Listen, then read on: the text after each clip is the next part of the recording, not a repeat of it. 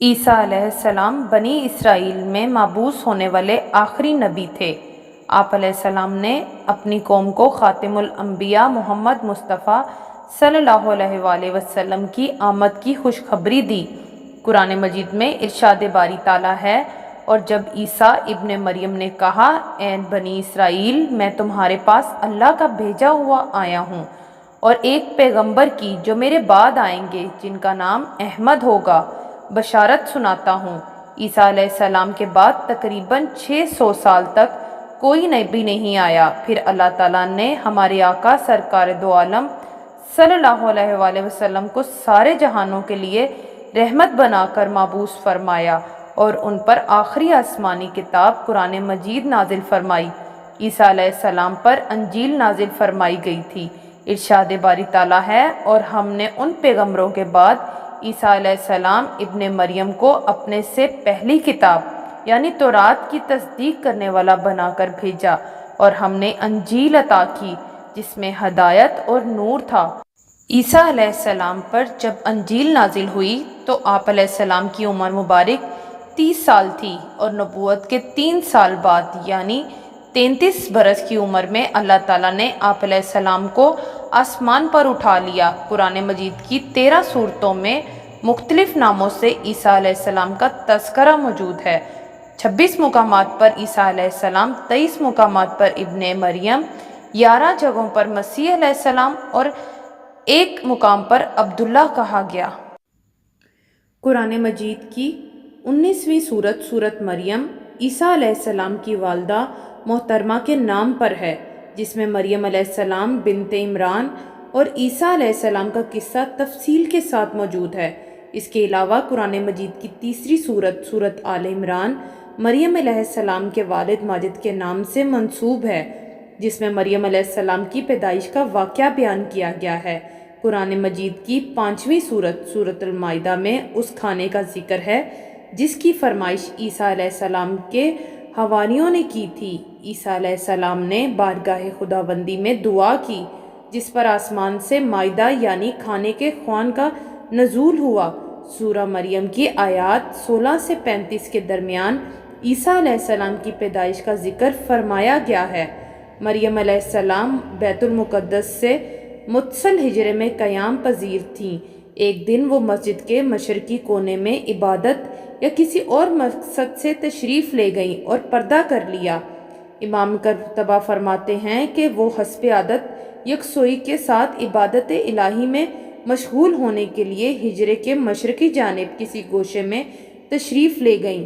ابن عباس رضی اللہ عنہ سے منقول ہے کہ نصارہ نے جو مشرق کی جانب اپنا قبلہ بنایا اور اس جانب کی بڑی تعظیم کرتے ہیں، اس کی یہی وجہ ہے۔ مریم علیہ السلام اس گوشے میں تنہا تھیں کہ اچانک جبرائیل امین علیہ السلام انسانی شکل میں تشریف لائے۔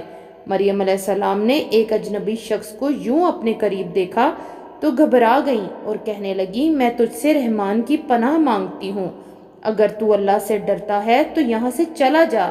جبرائیل علیہ السلام نے فرمایا، تم مجھ سے ڈرو نہیں، میں تو پروردگار کا بھیجا ہوا فرشتہ ہوں اور تمہیں ایک پاکیزہ بیٹا دینے کی خوشخبری لے کر آیا ہوں۔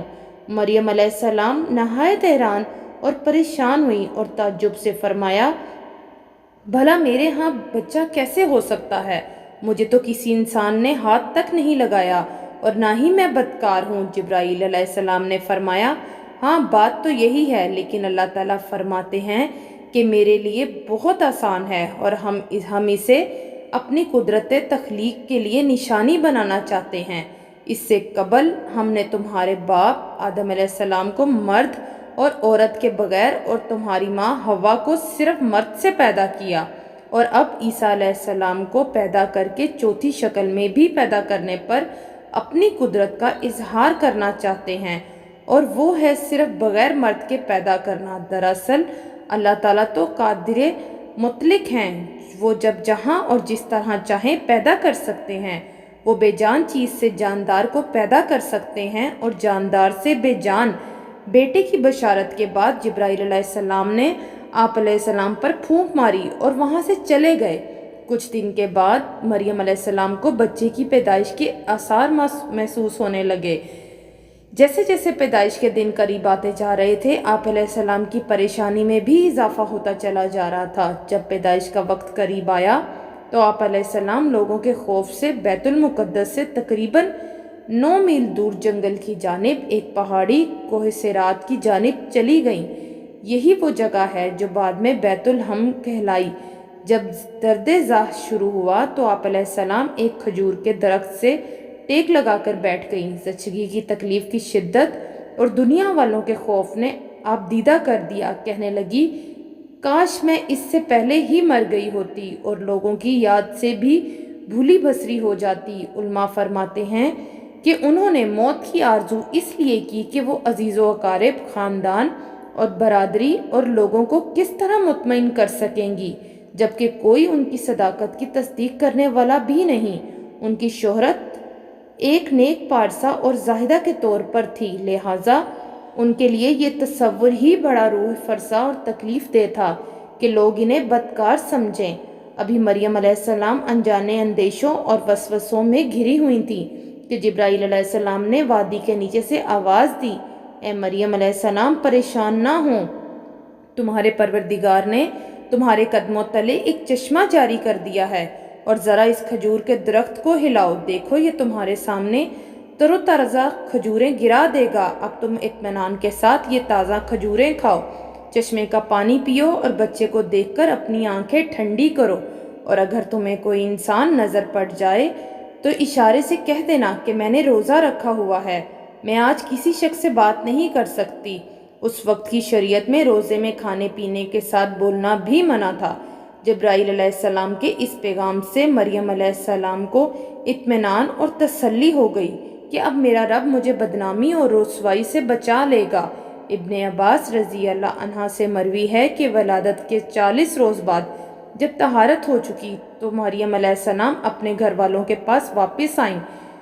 لوگ نومولود بچے کو گود میں دیکھ کر حیران رہ گئے اور بدگمان ہو کر بولے، اے مریم، یہ تو نے بڑا گناہ کا کام کیا ہے، نہ تو تیرا باپ برا آدمی تھا اور نہ ہی تیری ماں بدکار تھی۔ مریم علیہ السلام نے جبرائیل امین علیہ السلام کی ہدایت کے مطابق بچے کی طرف اشارہ کر دیا۔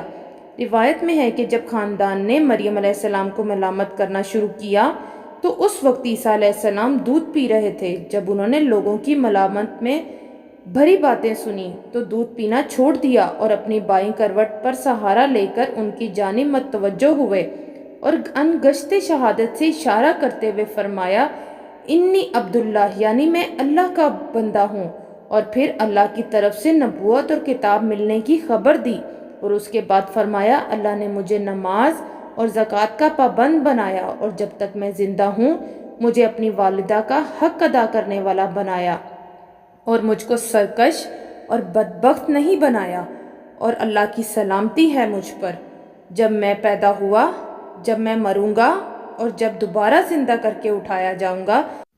لوگوں نے جب نومولود بچے کے منہ سے یہ الفاظ سنے تو حیرت زدہ رہ گئے اور انہیں یقین ہو گیا کہ بی بی مریم علیہ السلام پاک دامن ہے اور یہ بچہ اللہ کا برگزیدہ بندہ ہے۔ اس واقعے کے بعد خاندان اور بنی اسرائیل کے سمجھدار لوگ دونوں کی بڑی عزت کرنے لگے اور انہیں خیر و برکت کا باعث سمجھنے لگے۔ پہاڑوں میں واقع بیت الحم فلسطین کا ایک بہت بڑا گاؤں ہے جو سطح سمندر سے 800 میٹر کی بلندی پر واقع ہے۔ بیت الحم کے جنوبی میں چند میل کی مسافت پر کوہ سرات، کوہ سائر کے دامن میں وہ تاریخی مقام ہے جہاں عیسیٰ علیہ السلام پیدا ہوئے۔ اس غار سے متصل کونے میں ایک پتھر نصب ہے جس میں ایک گول سوراخ ہے۔ بتایا جاتا ہے کہ اس جگہ کھجور کا وہ درخت تھا جس کے متعلق قرآن مجید میں ذکر ہے کہ اے مریم علیہ السلام، اسے ہلاؤ تو کھجوریں گریں گی۔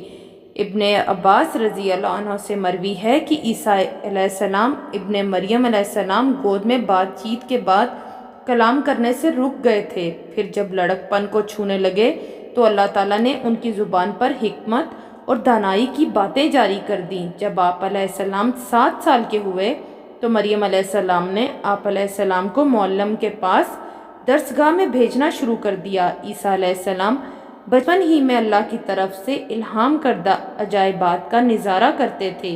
یہ بات یہودیوں میں پھیل گئی تو تو انہوں نے آپ علیہ السلام کے خلاف منصوبے بنانے شروع کر دیے۔ حالانکہ آپ علیہ السلام کے خاندان کے لوگ آپ علیہ السلام کی اور مریم علیہ السلام کی بہت عزت کرتے تھے، یہود نے آپ علیہ السلام کو آپ علیہ السلام کی والدہ کے متعلق طرح طرح کے اعتراضات شروع کر دیے۔ یہ وہ وقت تھا کہ جب زکریا علیہ السلام بنی اسرائیل کے پیغمبر تھے، لیکن یہود اپنی سابقہ روایات اور عادات خبیثہ کے باعث زکریا علیہ السلام کی نافرمانی اور ان کی تکذیب کرتے تھے۔ ان لوگوں نے مختلف گروہوں میں تقسیم ہو کر مشرکانہ طور طریقے اختیار کر لیے تھے، یہاں تک کہ اپنی خواہشات کے مطابق تورات میں بھی بہت زیادہ رد و بدل کر لیا تھا۔ ان کے عقائد و اعمال دن بدن بد سے بدتر ہوتے جا رہے تھے۔ جب بیت المقدس کے حالات خراب ہونے لگے تو مریم علیہ السلام آپ علیہ السلام کو لے کر اپنے عزیزوں کے پاس مصر چلی گئیں۔ 13 سال بعد اللہ تعالیٰ کے حکم سے مصر میں واپس ہوئیں۔ پھر اللہ نے آپ علیہ السلام کو انجیل عطا فرمائی اور تورات کی تعلیم دی۔ اس کے علاوہ مردوں کو زندہ کرنا، کوڑھیوں کو صحیح کرنا اور دوسرے معجزات سے نوازا۔ اللہ تعالیٰ نے ہر نبی کو اس کے زمانے کے حالات و مشاہدات کے مطابق معجزے عطا فرمائے تاکہ ان کی صداقت، فضیلت اور برتری نمایاں رہے۔ اسی طرح اللہ تعالیٰ نے عیسیٰ علیہ السلام کو بھی معجزے اور فضیلتیں عطا فرمائیں۔ سب سے پہلا معجزہ تو عیسیٰ علیہ السلام کا بغیر والد کے پیدا ہونا تھا۔ آغوش مادر میں کلام کر کے اپنی والدہ کی پاکیزگی اور صداقت کی گواہی دی۔ مٹی کا پرندہ بناتے اور اس پر پھونک مارتے تو وہ اللہ کے حکم سے پرندہ بن جاتا۔ پیدائشی نابینا کی آنکھوں پر ہاتھ رکھتے تو اس کی بینائی ایسے آ جاتی جیسے کبھی نابینا نہ ہوا تھا۔ برس جزام اور کوڑھ کے مریضوں کو اللہ کے حکم سے صحت یاب کرتے، مردوں کو زندہ کر دیتے۔ لوگ جو کچھ گھروں سے کھا کر آتے اور جو اپنے گھروں میں ذخیرہ کرتے اس کی تفصیل بتا دیتے۔ اللہ نے یہود و نصارہ کی پھانسی سے بچا کر زندہ سلامت آسمانوں پر اٹھا لیا۔ قیامت کے قریب دوبارہ دنیا میں تشریف لائیں گے اور لوگوں سے کلام کریں گے، جس کا اشارہ سورۃ آل عمران میں ہے کہ ماں کی گود میں بھی اور ادھیڑ عمر میں بھی کلام کریں گے۔ جب آپ علیہ السلام کو دنیا میں دوبارہ بھیجا جائے گا تو آپ علیہ السلام امت محمدیہ صلی اللہ علیہ وآلہ وسلم کی قیادت کے لیے بحیثیت خلیفۃ الرسول صلی اللہ علیہ وآلہ وسلم اور امتی کی تشریف لائیں گے۔ آپ علیہ السلام مسلمانوں کے ساتھ مل کر جہاد کریں گے، دجال اور خنزیر کو قتل کریں گے، صلیب توڑ ڈالیں گے، زمین میں امن و برکت ہوگی اور دنیا میں صرف اسلام رہ جائے گا۔ عیسیٰ علیہ السلام یہود و نصارہ کے بھٹکے ہوئے لوگوں کو توحید حق کی تعلیم دیتے رہے اور انہیں واعظ و نصیحت فرماتے رہے، لیکن یہودیوں نے نہ صرف ان کی تکذیب کی بلکہ مسلسل اہانت بھی کرتے رہے۔ عیسیٰ علیہ السلام کی نبوت کو 3 سال ہی کا عرصہ گزرا تھا کہ بنی اسرائیل نے آپ علیہ السلام کو اپنے لیے بڑی رکاوٹ سمجھتے ہوئے قتل کرنے کا منصوبہ بنا لیا۔ قرآن مجید کی سورۃ آل عمران میں ارشاد باری تعالیٰ ہے، اور کافروں نے مکر کیا اور اللہ تعالیٰ نے بھی خفیہ تدبیر کی، اور اللہ تعالیٰ سب خفیہ تدبیر کرنے والوں سے بہتر ہے۔ عیسیٰ علیہ السلام کے زمانے میں شام کا علاقہ رومیوں کے زیر نگین تھا۔ یہاں ان کی طرف سے جو حکمران مقرر ہوتا وہ کافر تھا۔ یہودیوں نے عیسیٰ علیہ السلام کے خلاف اس کے کان بھر دیے، چنانچہ اس نے یہودیوں کے مطالبے پر عیسیٰ علیہ السلام کو سولی دینے کا فیصلہ کر لیا، لیکن اللہ تعالیٰ نے انہیں بحفاظت آسمان پر اٹھا لیا اور ان کی جگہ ان کے ہم شکل کو سولی دے دی گئی۔ تاہم وہ یہی سمجھتے رہے کہ انہوں نے مسیح علیہ السلام ابن مریم علیہ السلام کو سولی پر لٹکایا۔ سورۃ نساء میں اللہ تعالیٰ ارشاد فرماتے ہیں، اور یہ کہنے کے سبب کہ ہم نے مریم علیہ السلام کے بیٹے عیسیٰ مسیح علیہ السلام کو جو اللہ کے پیغمبر تھے قتل کر دیا ہے، حالانکہ انہوں نے عیسیٰ علیہ السلام کو قتل کیا اور نہ ہی سولی پر چڑھایا، بلکہ ان کے لیے عیسیٰ علیہ السلام کا مشابہ بنا دیا گیا تھا۔ یقین جانو کہ عیسیٰ علیہ السلام کے بارے میں اختلاف کرنے والے ان کے بارے میں شک میں ہیں، انہیں اس کا کوئی یقین نہیں، بجز تخمینی باتوں پر عمل کرنے کے اتنا یقینی ہے کہ انہوں نے انہیں قتل نہیں کیا، بلکہ اللہ تعالیٰ نے انہیں اپنی طرف اٹھا لیا، اور اللہ بڑا زبردست اور پوری حکمتوں والا ہے۔ قصہ یوں پیش آیا کہ جب یہود نے مسیح علیہ السلام کے قتل کا ارادہ کیا تو آپ علیہ السلام کے حواری ایک جگہ جمع ہو گئے۔ مسیح علیہ السلام بھی ان کے پاس تشریف لے آئے۔ ابلیس نے یہود کے اس دستے کو جو آپ علیہ السلام کے قتل کے لیے تیار کھڑا تھا عیسیٰ علیہ السلام کا پتہ بتایا۔ اس طرح 4000 افراد نے مکان کا محاصرہ کر لیا۔ عیسیٰ علیہ السلام نے اپنے حواریین سے فرمایا، تم میں سے کوئی شخص اس کے لیے آمادہ ہے کہ وہ باہر نکلے اور اسے قتل کر دیا جائے اور پھر جنت میں وہ میرے ساتھ ہوگا۔ ایک شخص نے اس قربانی کے لیے اپنے آپ کو پیش کر دیا۔ آپ علیہ السلام نے اسے اپنا کرتا امامہ عطا فرمایا، پھر اس پر آپ علیہ السلام کی مشابہت ڈال دی گئی، اور جب وہ باہر آیا تو یہود اسے پکڑ کر لے گئے اور سولی پر چڑھا دیا گیا، جبکہ عیسیٰ علیہ السلام کو اللہ تعالیٰ نے آسمانوں پر اٹھا لیا۔ میرے نبی کریم صلی اللہ علیہ وسلم کے امتی کی حیثیت سے عیسیٰ علیہ السلام کا دوبارہ نزول، امت مسلمہ کی قیادت و رہنمائی، فتنہ دجال کی سرکوبی، خنزیر کا قتل، صلیب کا توڑنا، یاجوج ماجوج کا خاتمہ، امن و امان کا قیام، اسلام کا بول بالا، قرب قیامت کی وہ حقیقتیں ہیں جن کے ظہور کا تذکرہ احادیث کی تمام کتب شمول صحیح بخاری اور صحیح مسلم میں موجود ہے۔ ان احادیث کے روایان میں ابو ہریرہ رضی اللہ تعالیٰ عنہ، عبداللہ بن مسعود رضی اللہ تعالیٰ عنہ سمیت دیگر صحابہ کرام شامل ہیں۔ ان احادیث میں آپ علیہ السلام کے نزول کی تفصیل اور جگہ کا بیان ہے۔ آپ علیہ السلام دمشق میں منارہ شرقیہ کے پاس اس وقت اتریں گے جب فجر کی نماز کے لیے اقامت ہو رہی ہوگی اور ان کے دور میں سب مسلمان ہو جائیں گے۔ دجال کا قتل بھی آپ علیہ السلام کے ہاتھوں ہوگا اور یاجوج ماجوج کا ظہور و فساد بھی آپ علیہ السلام کی موجودگی میں ہوگا۔ بالآخر آپ علیہ السلام ہی کی بد دعا سے ان کی ہلاکت ہوگی۔ نبی کریم صلی اللہ علیہ وسلم نے ارشاد فرمایا، قسم ہے اس ذات کی جس کے ہاتھ میں میری جان ہے، ضرور ایک وقت آئے گا تم میں ابن مریم علیہ السلام حاکم و عادل بن کر نازل ہوں گے۔ وہ صلیب توڑ دیں گے، خنزیر کو قتل کریں گے، جزیہ اٹھا دیں گے، اور مال کی اتنی بہتات ہو جائے گی کہ کوئی اسے قبول کرنے والا نہیں ہوگا، یعنی صدقہ اور خیرات لینے والا کوئی نہیں ہوگا، حتیٰ کہ ایک سجدہ دنیا مافیہا سے بہتر ہوگا۔ سورہ آل عمران کی آیت 55 میں اللہ تعالیٰ نے اپنے رسول عیسیٰ ابن مریم علیہ السلام سے 5 وعدے فرمائے۔ سب سے پہلا وعدہ یہ تھا کہ ان کی موت یہودیوں کے ہاتھوں قتل کے ذریعے نہیں ہوگی، بلکہ طبعی طور پر وقت مقررہ پر ہوگی، اور یقیناً وہ وقت قیامت کے نزدیک آئے گا جب عیسیٰ علیہ السلام آسمان سے دنیا پر نازل ہوں گے۔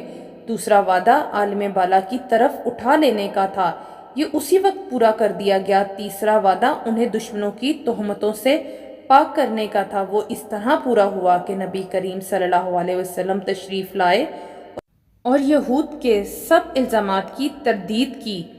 چوتھا وعدہ آپ علیہ السلام کے تابع داروں کو آپ علیہ السلام کے منکرین پر قیامت تک غالب رکھنے کا تھا۔ چنانچہ تاریخ گواہ ہے کہ نصارہ اور مسلمان غالب رہے اور انہی کے حکومتیں دنیا میں قائم ہوئیں اور رہیں گی۔ پانچواں وعدہ قیامت کے روز ان مذہبی اختلافات کا فیصلہ فرمانے کا ہے جو آپ علیہ السلام سے متعلق ہیں۔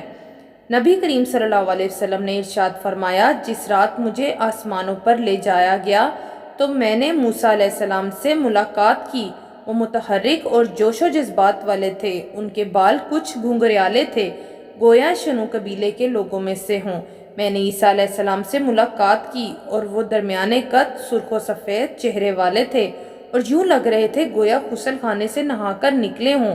ابراہیم علیہ السلام کو دیکھا اور میں نے ان کی اولاد میں سب سے زیادہ ان سے مشابہ ہوں۔